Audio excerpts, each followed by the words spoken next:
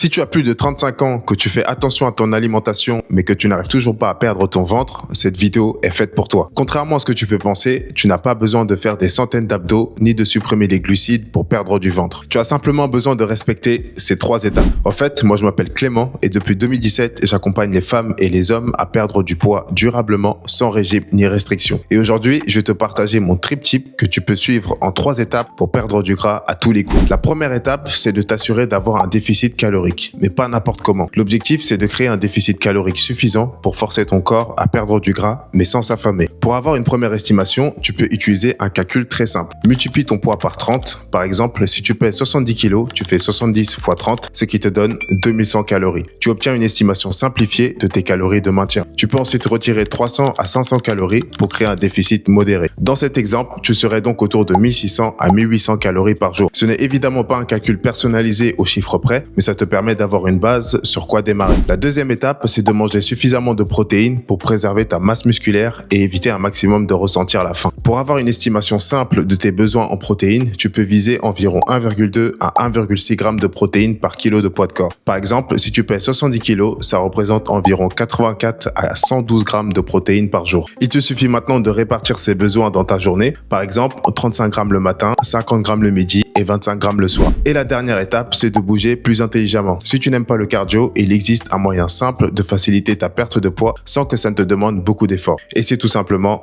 la marche. Marcher 30 minutes te permet de brûler environ 100 à 150 calories en fonction de ton poids et de ton allure. Si tu arrives à augmenter progressivement ton nombre de pas, tu pourras aisément augmenter ta dépense énergétique sans que ça ne te demande beaucoup d'efforts. Commence simplement par 2000 pas par jour, puis essaie d'augmenter de 1000 pas toutes les semaines pour ancrer cette habitude à ton quotidien. Même s'il n'est pas possible de perdre du gras localement en respectant ces 3 étapes, créer un déficit calorique modéré, manger suffisamment de protéines et bouger un peu plus, il est quasiment impossible que tu ne perdes pas de poids d'ici les prochaines semaines. Voilà, j'espère que ces quelques conseils t'auront aidé à y voir un peu plus clair. Si tu veux perdre ton premier kilo, tu peux télécharger gratuitement en description un planning de repas complet sur 7 jours accompagné d'une liste de courses pour t'aider à perdre ton premier kilo. Et si tu veux aller plus loin, tu peux rejoindre le Déclic qui est mon programme d'accompagnement sur 90 jours conçu pour t'aider à perdre tes 5 à 10 premiers kilos en moins de 90 jours.